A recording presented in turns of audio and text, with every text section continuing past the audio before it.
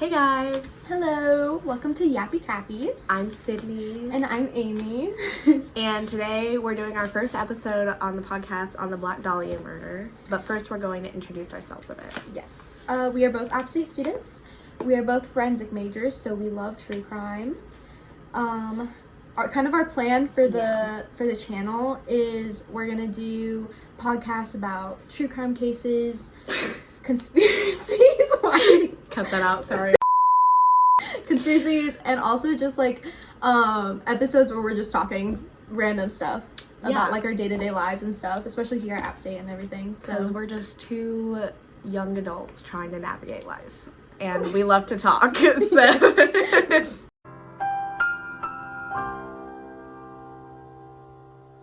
This is just for fun, so... Yeah. And we're going to start at one video a week, but if we kind of gain a following and like get on a roll, we might switch to 2 videos a week. Yes. So our first case is on the Black Dahlia, and we're just gonna start with the basic details, pretty much. So 10 a.m. on January 15th, 1947, the body of 22-year-old Elizabeth Short was discovered. The body was found by Betty Bersinger, who was taking her child for a walk in Lamar Park, Los Angeles, California. At first, Bersinger reportedly thought that the body was a mannequin due to the paleness of it. The body was nude and placed in a very sexual position, and as Bersinger realized she was looking at a corpse, she immediately alerted the LAPD. Short's body was split in half at the waist, some of her organs had been removed, her head had been bludgeoned, and slashes were carved on either side of her mouth, giving her a Glasgow smile. Short's body had been cleanly cut, suggesting that the murderer may have had skills in dissection. The autopsy later revealed that marks on her body showed that she had been bound, tortured, and sexually assaulted. Short's official cause of death was deemed cerebral hemorrhage and shock.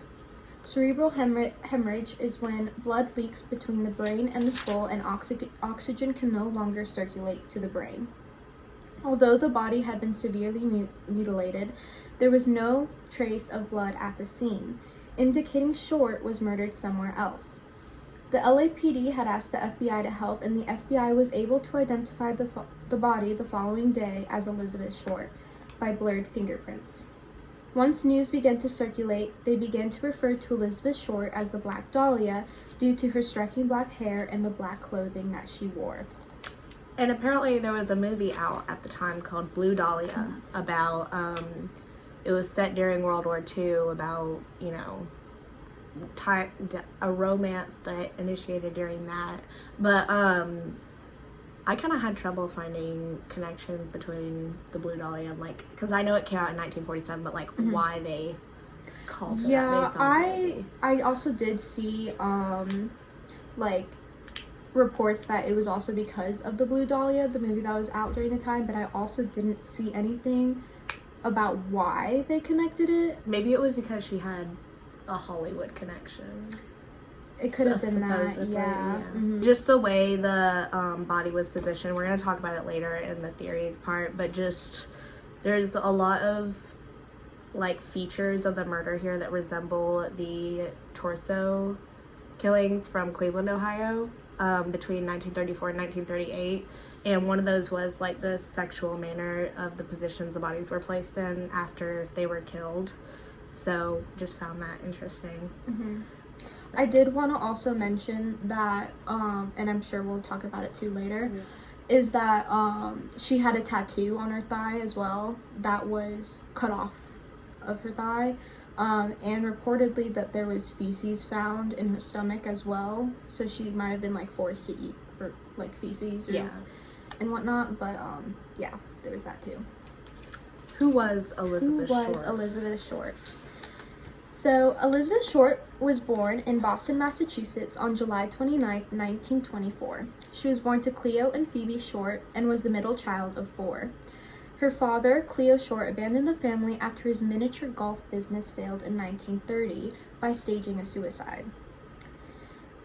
Yeah. Wow. Mm-hmm. Fast forward to 1943, Short worked at Camp Cooke, now known as Vandenberg Air Force Base in California. She had moved to California to reconnect with her father, but unfortunately her attempt failed as he was described as a mean drunk looking for a housekeeper, not a daughter. On September 23rd, 1943, Short was arrested for underage drinking in Santa Barbara and went back to Medford, Massachusetts. Short then went to Florida in 1944, where she worked as a waitress. This was when she met Major Matt Gordon, a decorated fighter pilot in Miami. Short had told friends that Gordon had written about marrying her while he was overseas in India. Sadly, Matt Gordon passed away from a plane crash on August 10, 1945, just weeks before World War II had ended. Following his death, Short never worked again and moved around from Medford to Chicago to Florida and Los Angeles. By the end of 1946, she was staying with Dorothy and Elvira French in San Diego. Short met a traveling salesman, Robert Red Manley.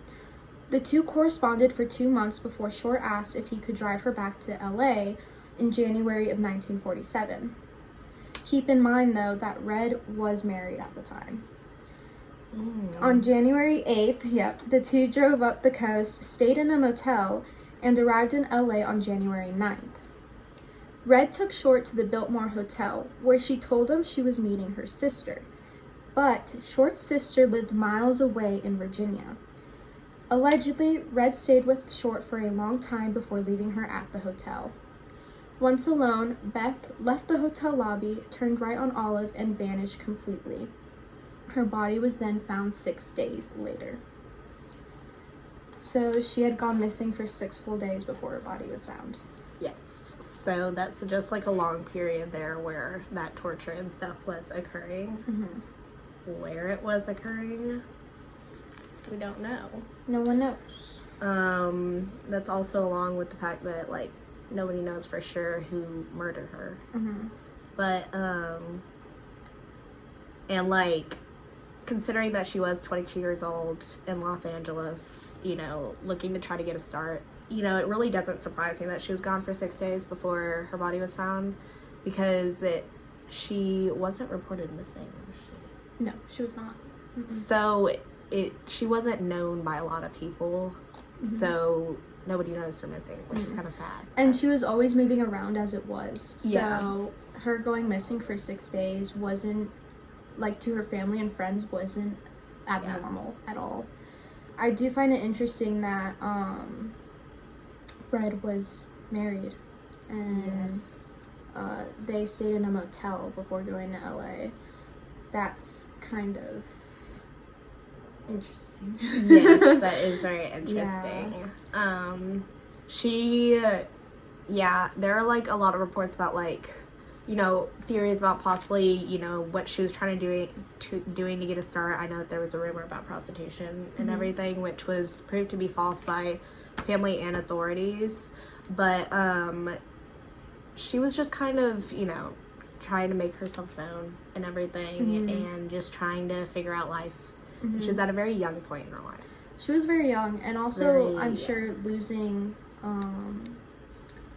Major Matt Gordon, too, after they had been dating and everything, and allegedly he had mentioned marrying her at some point. That definitely played a role in kind of losing herself. Yeah, because you were saying that she was, like, she had a very depressing, like, period in her life before she died. Yeah. The whole Red thing, because I know that I saw something where a diner goer at this specific diner, the last time he saw Red with her was when she walked out of the diner with him, and nobody knew where they were going or anything. Right. This was before the Biltmore Hotel and stuff. But, like, it is also interesting that she told Red that she was meeting her sister, who lived nowhere near California. Yeah. So why did she tell him that? Yeah. Maybe she was trying to call things off with him. Maybe. And she just didn't want to be upfront about it. You know, because there's, like, rumors and stuff, and honestly, we'll get this in the theories later, that he was the one who killed her. But that was quickly done away with, But, you know, it's just, like, details like that, like, you know, why was she hiding where she was going from him and everything. Mm-hmm. She could have possibly been meeting with another man. Mm-hmm. Or, like, she just didn't want to be with him anymore. Yeah. Or, like, something like that. Or, like, just trying to get rid of him. Yeah. Mm-hmm. Well, I want to start with Dr. George Hodel. So he was one of the most well-known suspects in the case. So, after passing in 1999, Dr. George Hodel's son, Steve Hodel, began to investigate him. Steve Hodel was a retired LAPD detective and had discovered pictures of his late father with a woman he believed was Elizabeth Short. Now, this is very up in the air, very, allegedly Elizabeth Short. It's definitely never been confirmed. George Hodel also had extensive medical knowledge. He attended medical school in the 1930s, where he was taught procedures such as a hemocorpectomy. Yes. And it's a procedure that slices the body in half without breaking bone, which is exactly the procedure that had been done to Short's body. Handwriting and letters that had been sent to the press and police also shared a deep resemblance with George Hodel's handwriting. George Hodel had also owned a very infamous house called the Sowdon house. This house was where Hollywood parties were thrown, and allegedly it was rumored that Elizabeth Short had spent some time here at some point. In 1949, Hodel's daughter told authorities that she had been sexually assaulted at said house. The house was searched, and predatory photographs and pornographic art objects were seized. And despite extensive and damning testimony, Hodel was acquitted in 1950. However, these claims made him the prime suspect in the Black Dahlia case, so much so that authorities bugged Hodel's home. Correspondence between George Hodel and a confidant who's never been known, like we don't know who it is,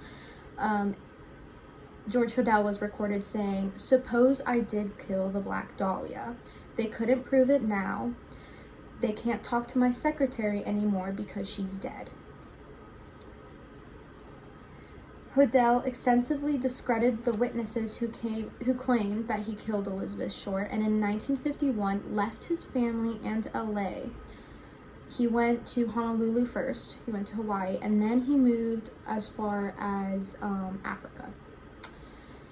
Hodel was then cleared, and the case went cold soon after. Wow. Yeah, very interesting.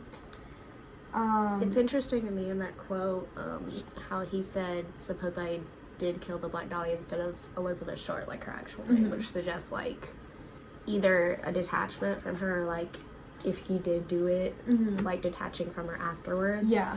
Or, just, like, it's just, that's an interesting part to me, because yeah. And this recording was in the 1950s, right? So this would have been, like, 2-3 years after the murder.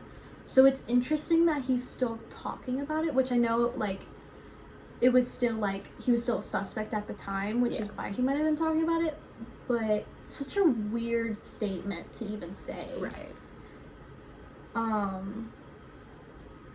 And I really tried to find why they never used that against him, and I could not find anything about it. About why they didn't take that statement and use it against him in court, or, like, to bring up a case against him. Yeah.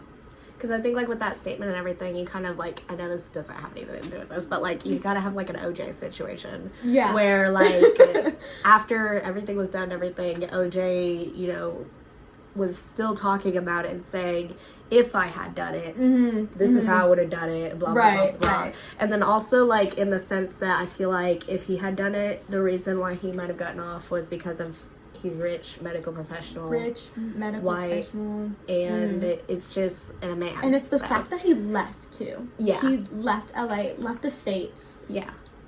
That's so suspicious. Like, if you have nothing to hide from, then why are you trying to run? Why are we hiding? Yeah. And the fact that there was a whole case about his daughter being sexually assaulted. Yeah. I know the case was dropped, but that's another thing that's suspicious. Why was that case dropped when there was clearly something going on? Yeah, and so he has accusations of, you know, sexual assault against his own daughter, So, I mean, if he had a close relationship with Elizabeth Short, then who's to say that he wouldn't have, like, abused or assaulted her? Right. Because for me, my thing was, I made, like, a little list of, like, you know, like, not, like, requirements or qualifications, but, like, aspects of the suspect that we know are probably true. So, like, the first one is, obviously, it had to have been somebody close to her, because this was a crime of, like, intense, like, malice. Right. Like, just, like, this person hated her. It wasn't just, like, because I know you said there was a possibility of, like, organized crime. Yes, I did read another possible theory was that because of the time period, of course, and with the upbringing of, like, mafias and organized crime and everything, that it could have possibly been, like, a gang or mafia or some type of organized crime, but that just doesn't seem likely. Yeah. And it's just because this had to have been, and, like, this may just be me, my perspective, but I think that, like, this had to have been, like, a man, first of all.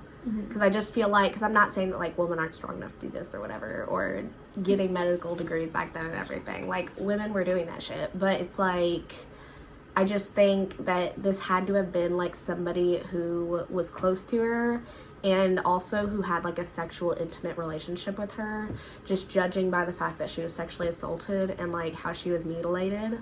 Like, and how she was found nude in, like, a very sexual manner and position. It just feels like the suspect was kind of, like, you know, mocking her in a way. And I think this person probably felt really betrayed by her, and it developed this, like, immense, like, hatred towards her. And so that's why this crime was just so, like, brutal.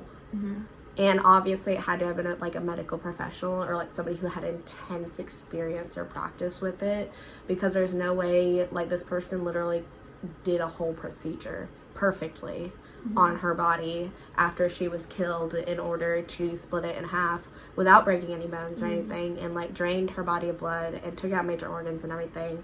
There's no way you could successfully do all of that if you had not had previous education or knowledge of how to do that. Especially with the report saying that it was cleanly cut too. Yeah. And also something that I found interesting was author Lawrence Sherb, who authored a book on the cases while he was studying it and everything, claimed that a unique aspect of the case was that the time that it was taken to clean the body thoroughly and, like, to drain it of blood and take the organs out, that takes time. Like, that took the person hours. And it takes a lot of effort. And, like, yeah, there's a possibility that more than one person could have done that, because you would have needed help. But I think that it was just one person, just because of that, like, how much hatred was put into there and, like, the malice and everything. And her body was cleaned with gasoline afterwards also to, you know, further that cleanliness aspect of it. But like we were saying before, also there were deviations from that, because there were feces found in her stomach, which the feces were actually never tested for DNA, so we don't know if they were hers, somebody else's. Either way, it's a bad situation. But, like, those were never DNA tested, which I think was a bad move by investigators. Yeah. Because that could have helped. Another thing, though, is, too, that for the time period, there wasn't a lot of forensics going on. Yeah. I mean, yes, it was up and coming, but in the 40s and 50s, it was so new. Like, it's they, like, got lucky with the fingerprints. Right. And that was only because she had worked at that Air Force base. That's the only reason they found them, because she was already in the system. So yeah, that also doesn't help at all with, like, trying to find a suspect. And just with how long it's been, like, they can't just go back and get that now. You know. And but yeah, the fact that the body was cleaned with gasoline to avoid evidence being left on it from, like, you know, DNA, hair, fingerprints, whatever, like, this person took their time. And I think that this was definitely a premeditated thing. There was no way that this wasn't just, like, that this was just, like, a heat of the moment thing. Yeah. Because of, like, the thought it took. Which is why I don't think it was organized crime. Yeah, exactly. Like, because it wasn't, it was chaotic, but it wasn't, like, chaotic in the methodical sense. Like, this person knew what they were doing. And they were confident that they were going to be able to successfully do this. And they got away with it in a way, Mm-hmm. because they haven't been able to confirm who it was. Right. Or the people that they did try got off Mm-hmm. one way or another. But my thing was, they were very, like I was mentioning earlier about the torso slayings in Cleveland, Ohio. There have been like several links made between that case and this case. The torso slayings in Cleveland occurred between 1934 and 1938. There were 13 total bodies, and they were all either considered drifters or prostitutes or homeless. And they all were like cleaned in the same sense, put in the same position after death, and like mutilated the same way that Elizabeth Short's body had. And so that's why a lot of investigators, a lot of authors, and a lot of researchers on the case think that there may be like a connection. And there's also like several other features that are similar between the cases. Like one like minor thing, like a butcher knife was partially used to mutilate Elizabeth Short's body. That was also the same kind of knife that was used on the 13 victims in Cleveland, Ohio. A man named Elliot Ness, who was an investigator as a part of the Untouchables team, because of just how good they were at investigating crime.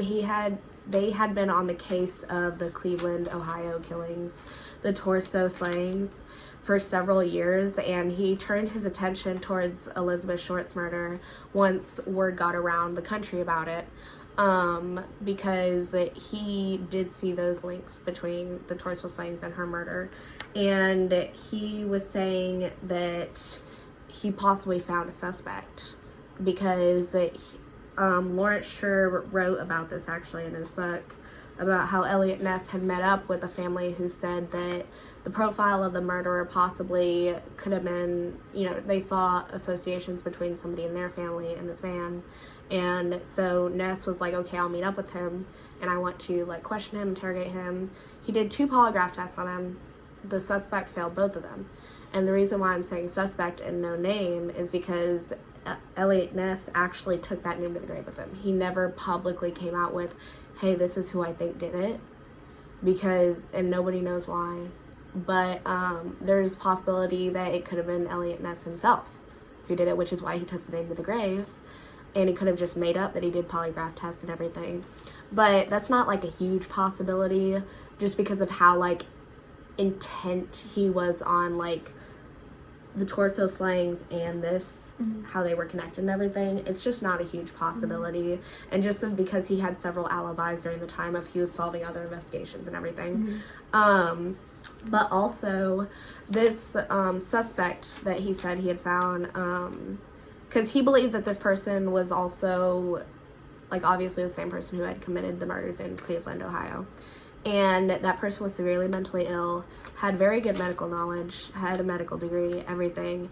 And he had this method that investigators found out later on, where when investigations for like another one of the murders in Cleveland popped up and the story was just hot again, all in the media and everything, he would check himself into a mental hospital to kind of hide away while the news died down and everything.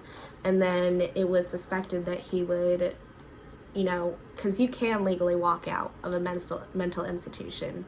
You don't have to stay if you're not like required to stay or whatever, or deemed mentally unstable to leave. Like you can leave.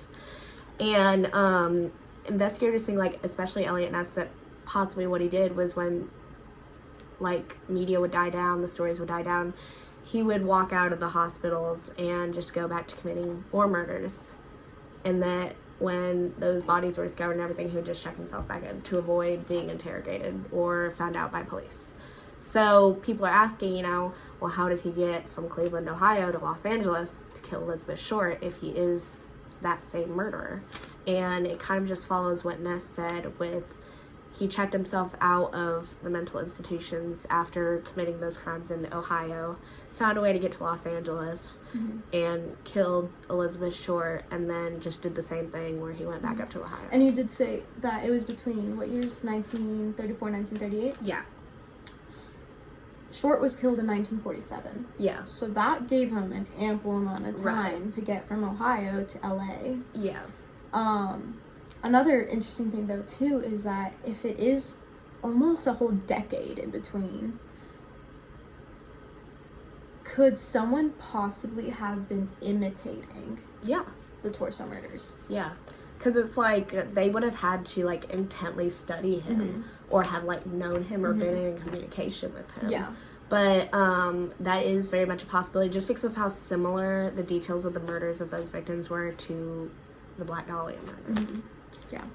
But yeah, so that was what Lawrence Sher was writing about. Like I said, Elliot Ness took that name to the grave with him, so nobody knows but him. I did also read that there's a lot of theories about possible LAPD cover-ups too. Yes. So that could be a thing too. Yeah. Like the whole, like him taking the name to the grave kind of thing. Yeah. Just that it was covered up. Yeah, and LAPD was getting, a lot of crap for their investigation too, I bet, just because of how long it was taking them. Oh yeah, I And, read that too. yeah. That they were pressured by the media because it was such a popular case. It just Yeah. it blew up, and so they were super pressured on finding who did it. That the media was just really pressuring them, and it Like set everything up. There's no time to do a proper investigation. Yeah. When you have all that pressure on you. But yeah, she has another theory. Yes. So the next theory is actually that two people did it. Leslie Dillon and Mark Hansen. So January 24th, 1947, 9 days after the murder, the LA Examiner, a newspaper at the time, received a package of Short's belongings in the mail. This included her birth certificate, her social security card, photos, and an address book. The address book had the name Mark Hansen written on the front of it. Allegedly, Short had stayed a couple of nights with Hansen before her death. Hansen had friends in the LAPD, okay, and had tried to pursue Short, but was rejected. It wasn't until 2 years later that the LAPD received a call from someone named Leslie Dillon. He had worked for Mark Hansen in the past, and this would have been the time when Short was murdered. He claimed that a man named Jeff Connors killed Short because she had threatened to reveal an affair not considered proper by the average person. Dillon also had knowledge about the case that had not been shared with the public. It is believed that the men killed her at the Astor Motel where Dillon had been staying. The motel owner even admitted that the room was covered in blood and fecal matter following their stay at the motel. Witnesses have also testified to seeing a dark-haired woman with a man who looked a lot like Manson at the motel. However, none of the men were ever charged. Very interesting. Yes, that is very interesting. So, again, with the whole LAPD possibly covering up the case, Hansen had friends with the LAPD. Yeah. And so they could have been trying to cover for him. And that's definitely a possibility. Yeah. And I did read about, with the motel owner finding blood and fecal matter in the motel, he had decided not to report anything about it and just cleaned it.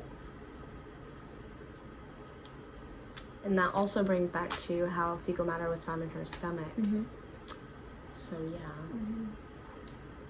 It's just like, you said that this was at the motel. Yes, at the Astor Motel. Astor And Motel. at the time of her murder, Leslie Dillon had been staying there. Yeah. Yeah, because also my thing is, like, if she was, like, tortured or murdered there or whatever, like, how nobody heard that from the other rooms. That too. But, I don't know how close the rooms are together, but I mean, it's a hotel. A motel. A motel, yeah. Because, like I said, like, I don't think it was two people, but it could have been two people because, I mean, a lot had to be done. Right. For that murder. So it's definitely, like, it's a possibility. I mean, I'm not, like, canceling out that possibility entirely. Yeah.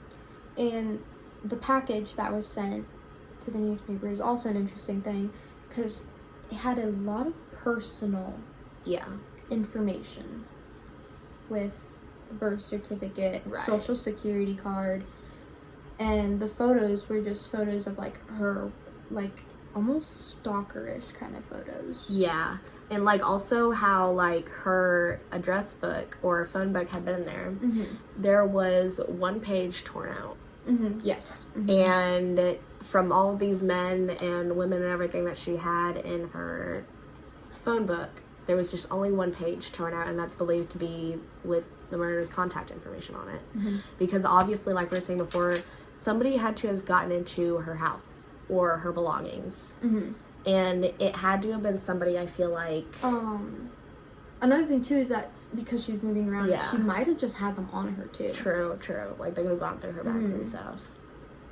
So, like, maybe then she was picked up or whatever, or, like, kidnapped her while she was in the process of moving from one location to another. That's also a possibility if she had all this with her. I don't know if it, like, could have been someone that maybe, like, she trusted, so she just, like, went with them, or they invited her over or something, or she was gonna go meet somebody, or... Yeah, because, I mean, when I was researching this theory in particular, it said that she stayed a couple nights with Hansen, but it didn't say when that was. It said sometime before her death, but it wasn't, like, it wasn't giving me an exact time that she had spent with him. Because it kind of, I don't know, it's like, it said she had stayed with him, but then it also said that Hansen had tried to pursue her, but she rejected him. Yeah. So like, you know, it just,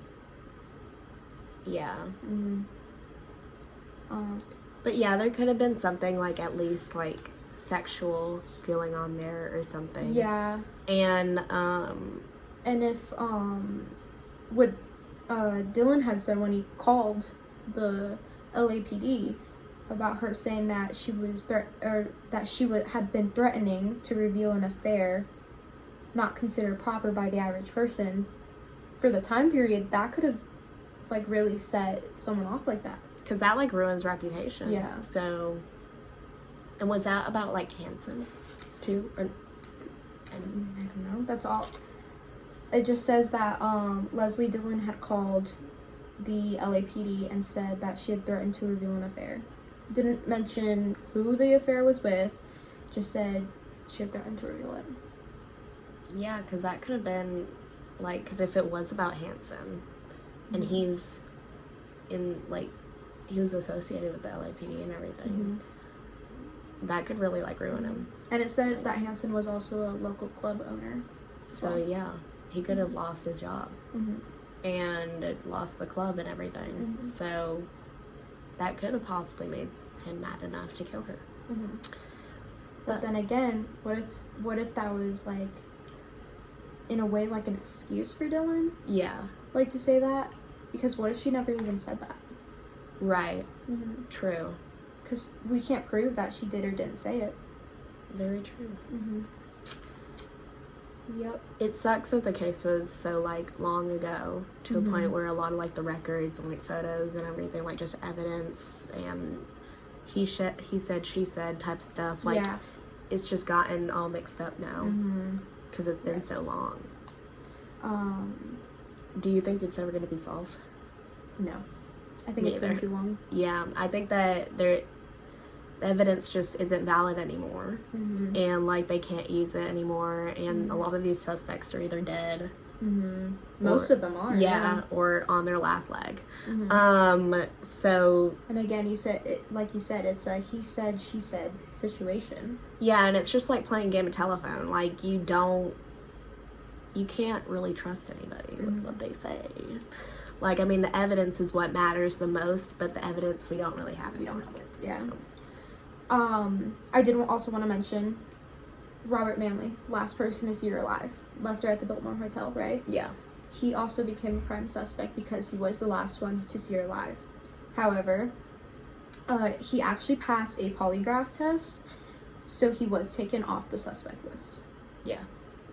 Even though he was the last one to see her, he also had a strong alibi, because right after he dropped her off, he went straight back home to his wife. So, yeah. Yeah. Well, at least he had that going for him. Yeah. Does it, like, was there anything, did you see on whether the wife knew or not? I read a little bit more into it. He went back home to his wife I'm sure she found out Yeah. once because they did call him and was like, hey, like, the body of Elizabeth Short was just found, kind of thing. Yeah. And I did see something that said that his weekend fling with Elizabeth Short made him realize how much he loved his wife. Interesting. Yeah. So, Oh. yeah. Yeah. Yeah. But yeah, I mean, my personal theory, like, we can talk about, like, personal theories. Oh, now, yeah, go like, ahead. too, like, Yeah, because I think, I mean, do you have anything else on theories?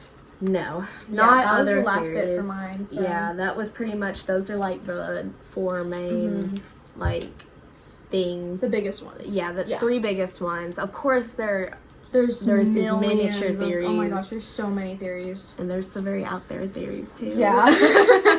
But, you go first. Like, what do you think? Oh man. Okay, so I'm really tied. That's the thing. Yeah. Because George Hodel seems like a very likely suspect. The only problem is no one really knows for sure whether she actually knew George Hodel. So that's the only problem with that theory, is that no one can confirm that he actually spent time with her. Yeah. And the main thing is that about this case is that whoever killed her had to have spent time with her. Right. So that's the only issue with that one. Because I do think that is a very probable one, just because he left the States a few years after. He had that whole trial about his daughter being sexually abused by him. I don't know if I mentioned that. By him. And the conversation that was found, that because the LAPD bugged his home, the conversation that happened with him saying, suppose I did kill the Black Dahlia, it's like very suspicious. Like you're pulling it out what? there. Like, Okay. That one, and the whole thing with Mark Hansen too, it does seem likely for that one as well. Just because he was in the address book. It's okay. He was in the address book. They have the whole situation with the motel. I wish the motel owner had saw that and just said, "Let me call the police." Right. What makes you walk into one of the rooms at the motel you own, you see blood on the floor, you see fecal matter all over the floor, so you just clean it up? Yeah. Like, any normal person in their right mind would report that. Yeah. They did say Leslie Dillon knew facts about the case that hadn't been open to the public, so that's also something too. But again, the lack of evidence, it's like, I don't know. Yeah, and it's just, to me, like, for me personally, I'm, like, because I was reading that little piece about Elliot Ness and, like, how he knew, like, he thought he knew who it was, and whether there was a tie between the Cleveland, Ohio murders and this. I'm gonna be, like, completely honest. I don't know what it, I think that this murder was too personalized to be linked to anything else. Like, I know that there's possible links to a murder that happened a month later in February where a woman was mutilated in the same way. I can't exactly remember her name, but I remember seeing something about that. And then, of course, the torso slayings in Cleveland. But I think that this murder was way too, like, personal to the person doing it and to Elizabeth Short to have been linked to anything else. I think this was completely individual. I think that this person obviously was a medical professional. I don't know, obviously, like I said, they're mentally ill. But I don't know, and this was premeditated. This had to have been just, like, I feel like this was just a one-time thing for that person. Like, they used their previous knowledge, and they were just so infuriated at her, and possibly had ideation about murder before, or torture, or just these perverted, like, sexual fantasies or whatever. Something like that. Obviously dealing with that before, but, like, leading up to this. But I don't think that this person was a serial murderer. Mm-hmm. I think that this was just, like, a one-time thing, which is why it could have possibly been the doctor. I agree. Mm-hmm. Or just, like, somebody. But I don't think that this is connected really to the Cleveland ones. Yeah, especially because it was 9 years ago, or 9-ish years after. And I don't see why the person would wait 9 years to the suspect to kill again, and why in Los Angeles, and why specifically Elizabeth Short. Mm-hmm. Like, unless you had a very specific, intimate relationship with her. Yeah. So, yeah, I think this was just a one-time thing, and the person got lucky and got off. They were good at covering up their tracks. That or the LAPD, they had connections with the LAPD? And they got just covered up. Either way, the evidence didn't last, the stories didn't last because the people died off soon, like, following years. And so now we're just, like, left with what if. Mm-hmm. And Dr. George Hodell's son, Steve Hodell, is convinced that his dad did it. He is absolutely convinced. I read a whole article on, like, I saw, like, the interview with him and everything. He is convinced that his dad did it. Which, I mean, there was also a lady who thought her father did it and wrote a whole book about it. And there were a lot of false call-ins. Just people looking for attention and fame because they think it's cool, I guess, to say that they killed Elizabeth Short, Which is another issue for why the case went cold, is that you have so many people going, oh, I know who did it. Or I did it. I did it. And it's like, you, like, do the tests on the evidence and everything. These people didn't do it. They're just saying that they did. Right. And it's just, like, also just, I think that's sad because I feel like it's just mocking the severity of the case. Because I have no idea why you would want to take responsibility for doing something like that if you didn't do it. Even for, like, fame or whatever, that ain't it. Yeah. But also just, like, how, and I'm not saying this is necessarily a bad thing. Like, I think that, like, movies and stuff being made about it are good to, like, spread awareness about what happened. And it is a very interesting case. But I think, like, also, like, while I was researching and everything, just, like, how, like, media incorporations of it, I just feel like some of them are just, like, kind of, like, disrespectful. Like, specifically, I saw one called the Black Dahlia Murder as a band. Oh, yes. Like, I remember you mentioning that. Like, yes. I don't get it. Because I feel like this is a very serious thing. I mean, she was 22. 22. Very young woman. Around our age. Yeah, and she was already going through it before this even happened. And we still don't know who did it. And it's like, you know, there's some people, like, who, you know, you see these Reddit forums and everything. People, like, make jokes about it. Think it's funny.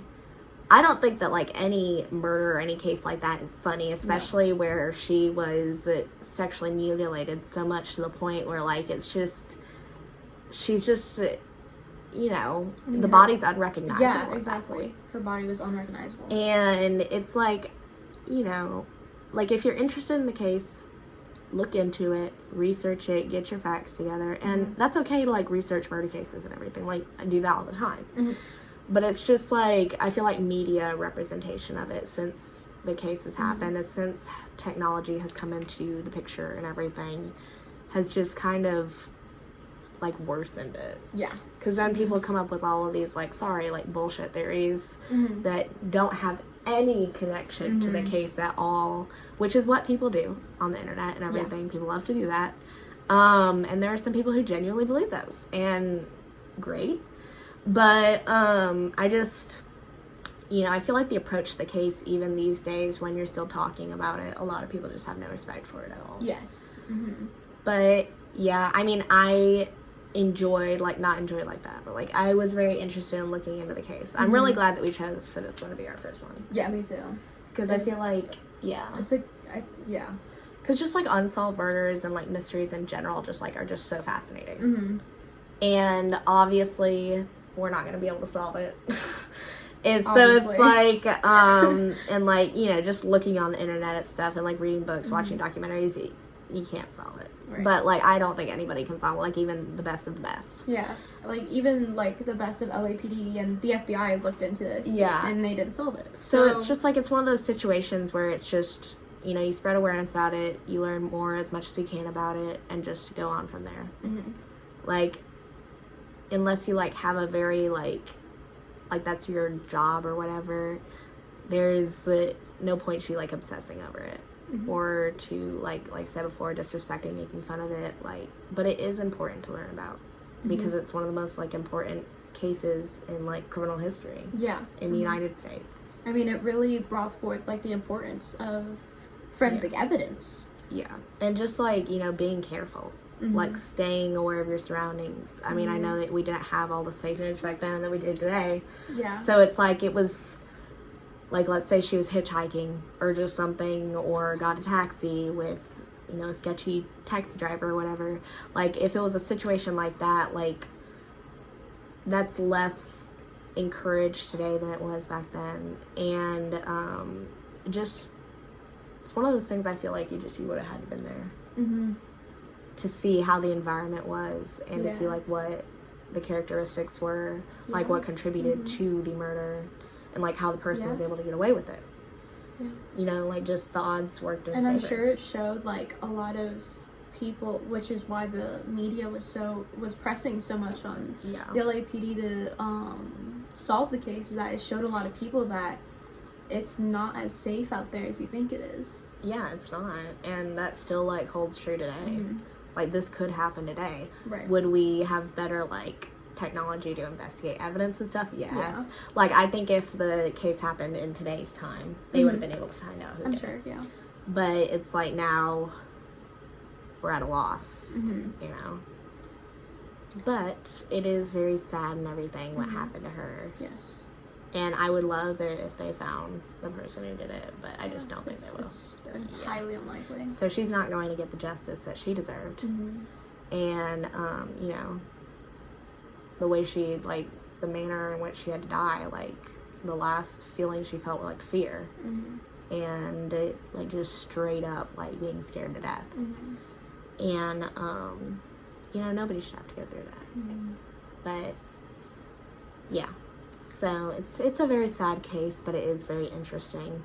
Like, learning about, like, the history of, you know, police investigation and forensic evidence and forensic investigation in general. It's just, it's a very good case to go over if you're, like, interested in learning about the history of that. Yeah.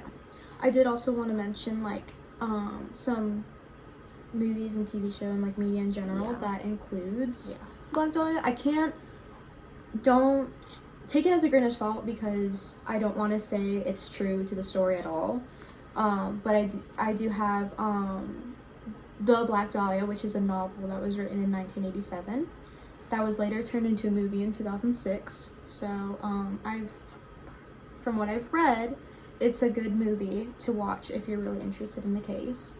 I do have some TV shows as well. Hunter Season 4 from 1988 includes an episode about the Black Dahlia. The episode is literally called The Black Dahlia. American Horror Story Season 1 includes an episode, I'm not sure which episode, I don't remember. I think it's one of the earlier ones in the season.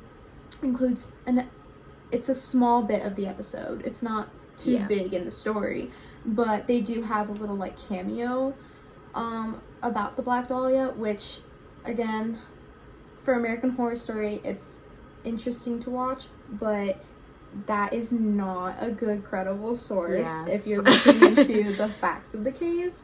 But I do want to wanted to mention that they include a character based off of her. There was also, I saw a show from 2019 on Hulu called I Am the Night. There's only one season. But it's loosely based off of the case. I'm not 100% sure how accurate it is, but there's also that TV show as well. Yeah. Mm-hmm. So a lot of, like, I saw a thing where somebody was talking about how Elizabeth Short was more famous after her death than she was during her time. Yes. And so, like, you can just see that there with, like, how many novels and, like, movies and, like, episodes of TV shows have been made based off her and her murder. Yeah. We are very excited to be here. Yes. And filming. Yes. And this has been in the making for a week or two. It was a really spur of the moment decision. It was, but we're gonna see where it goes. Just hoping for the best. Our next video hopefully will be in a week. Maybe not, because we have spring break next week, so that's up in the air very much. We are going on a trip. So yeah, we're going to DC. Yes, we're going to DC for my 19th birthday.